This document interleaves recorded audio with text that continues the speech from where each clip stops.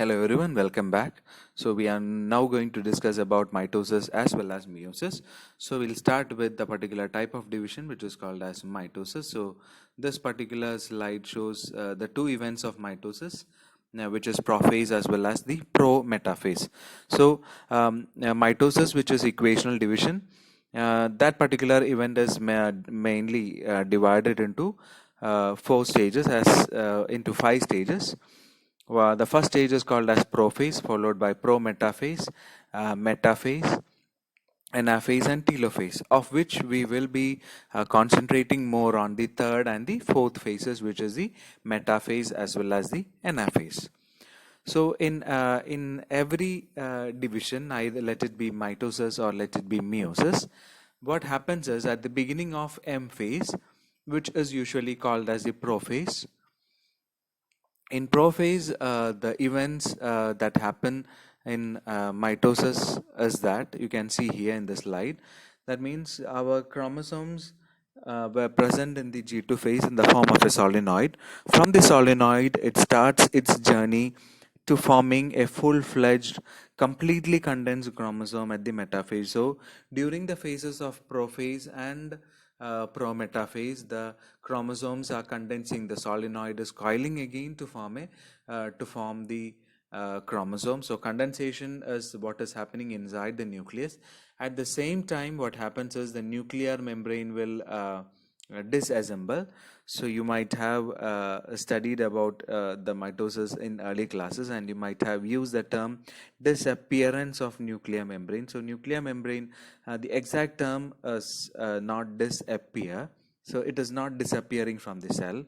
Actually, what happens is the particular structure, which is called as the nuclear membrane, it is disassembling, because it is still present inside the cell. It does not evaporate or it does not disappear from the cell. So the exact terminology or the correct term that should be used is disassemble. So the nuclear membrane disassembly also occurs at the end of this prophase stage, and also the formation of the particular structures called as the spindle fibers, which are proteinaceous structures, also are produced during the prophase. Also the Golgi complex and ER, endoplasmic reticulum, nuclear envelope, etc. These are all membrane-bound organelles. Membrane-bound in the sense they are the particular organelles are having the similar structure as that of the plasma membrane, which is the bilipid layer. So all these organelles, they are disassembling during this particular phase, which is called as the prophase. And prometaphase is a transient phase. That means the chromosomes, they are preparing themselves for the particular phase, which is called as metaphase. So and that means all the chromosomes, they will be lying in different parts inside the nucleus. So during the prometaphase, because of the spindle fibers, because of the spindle fibers attached to the chromosomes, they'll be moving towards, because the chromosomes cannot move by themselves, the spindle fibers attached to them, and the spindle fibers will make them to reach the equatorial plane or the center of the nuclear region or the equatorial plane. So this particular event, that means taking the chromosomes from the place where they are in the nuclear region to the equatorial plate, is what is happening during the prometaphase. So coming to our main event, which is metaphase. So in metaphase of mitosis, here you can see that all the chromosomes inside the cell is aligned in a straight line. Okay, straight line can be in any manner, as in this particular manner, or let me. So if you consider this as the nuclear membrane has now disappeared. So if I take this as a cell after the nuclear membrane has disassembled, I will be drawing only two chromosomes for the sake of discussion. So straight line can be either like this, okay, or straight line can be like this is depending upon the orientation or the depending upon the formation of the spindle fibers, which determine the poles of division. That means how the centromeres, or where the centromeres are present inside the cell, it can also be diagonal. So because we are drawing this in a two-dimensional way, the cell is in a three-dimensional structure, so it can be in two sides, whatever the side, because when you draw in this 2D plane, you can only show this particular planes of arrangement of chromosomes in the metaphase plate, but it can be in any way, in the sense that it follows a single rule, and that is what we are going to see now. So the centrosomes or the centrioles, they determine the pole. In this case, these two will be the poles. In this case, we assume that these are the poles.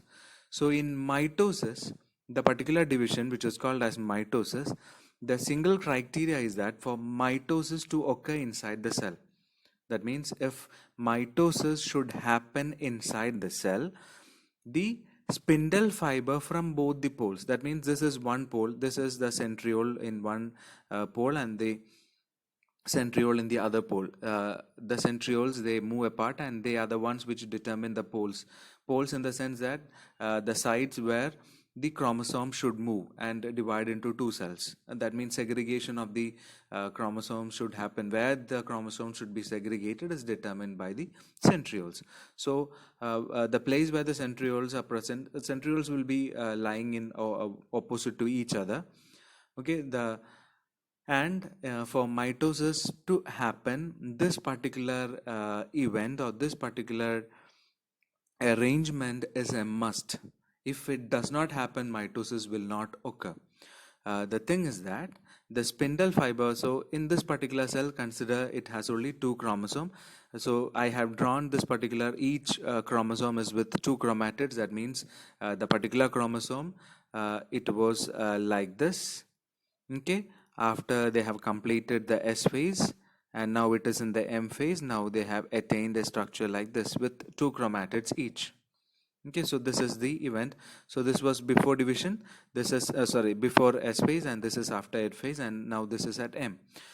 So for mitosis to occur in this particular cell, what the one criteria that is to be followed by the cell is that the spindle fibers from both the poles should attach to every chromosome in the cell.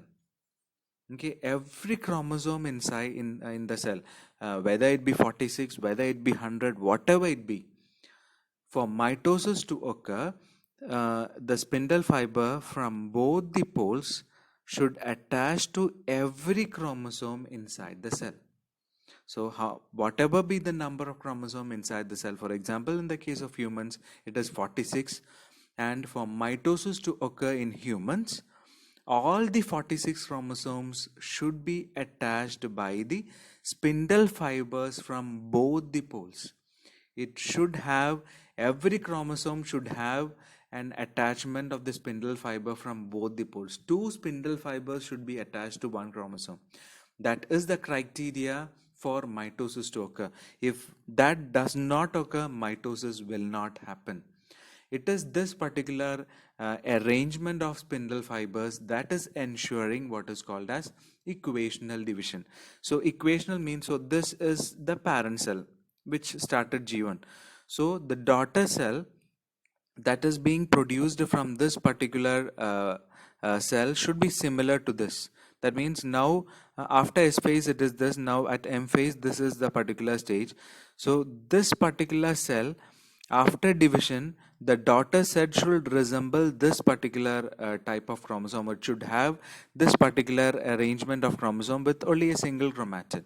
The chromosome number should not change, because in after mitosis, chromosome number does not change. 40, if it is a human cell, it will still remain as a human cell, so that the number of chromosomes will not change, but the number of chromatid changes. The number of chromatid becomes half. That means, as you see here, before the parent cell was having two chromosomes with the two chromatids, but when you come to M phase, it is two chromosomes with four chromatids. When the daughter cells form, it move back to it will resemble that of the parent cell. So what we were saying is, for this particular type of division, which is called as mitosis, to occur, the criteria that is to be followed is that all the cells, all the chromosome inside the cell should be bound by spindle fibers from both the poles. So it should receive, every chromosome inside the cell will receive two spindle fibers from two poles. It should not be from the same pole, it should be from opposite poles. So as shown in these diagrams, every chromosome, so these two chromosomes is now receiving from one pole, the other pole. So this is the criteria that is to be followed during this particular type of division, which is called as mitosis. If this does not take place, mitosis will not happen. So if we trace the lineage, so I'm drawing, sorry.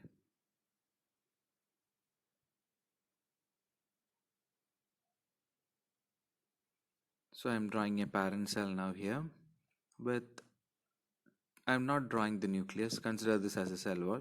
This is a parent cell with two chromosomes at G1 phase.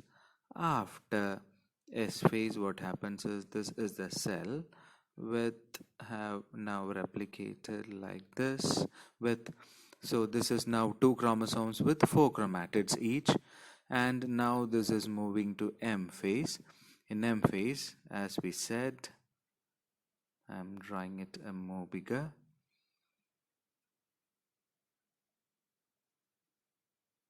So if these are the spindle poles, now these two chromosomes are attached by spindle fibers from both the poles. And after this, what happens is during mitosis, the other important point to be noted is that during mitosis, or this particular type of division, what is going to be segregated into two daughter cells is that, or what is going to be separated, as I said in metaphase, this at the start of the session, as I said, in this discussion we are mostly looking on to metaphase and anaphase. So the first was metaphase. As I said, in metaphase, a straight line alignment where every chromosome in the cell is attached to spindle fibers from both the poles, ensuring that a single chromosome receives two spindle fibers from opposite poles.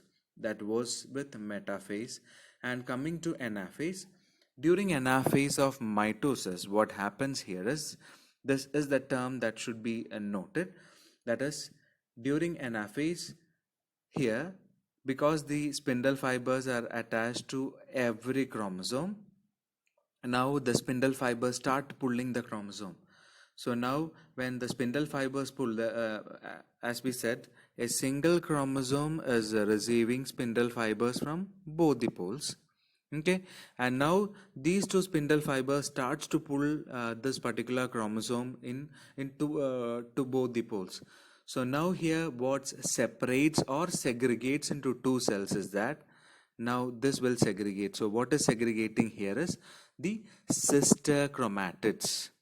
So sister chromatids are segregated into two cells. Segregated in the sense, what happens is, if this is, so I'm redrawing it. I am taking a single chromosome here. Okay. So what happens here is the sister chromatids will split and they start moving towards. So this is the diagram that you might have seen in your text. So in your older plus two text, etc. So here you can see, or what is to be noted here is that during mitosis, what is getting segregated during anaphase is that the sister chromatids of all the chromosomes inside the cell will be separated and segregated. These are the two terms that should be remembered. The sister chromatids of all the chromosomes will be first separated and then segregated into two cells. As a result, if we started with a cell with we earlier started with a cell with two chromosomes like this. So after they are segregated, this will result in two daughter cells. So here the segregation will be like this. This is moving to one pole and this is moving to other pole. Now cytokinesis happens and you get two cells. Each cell will be like this. And this was our start of the parent cell. So parent cell was like this.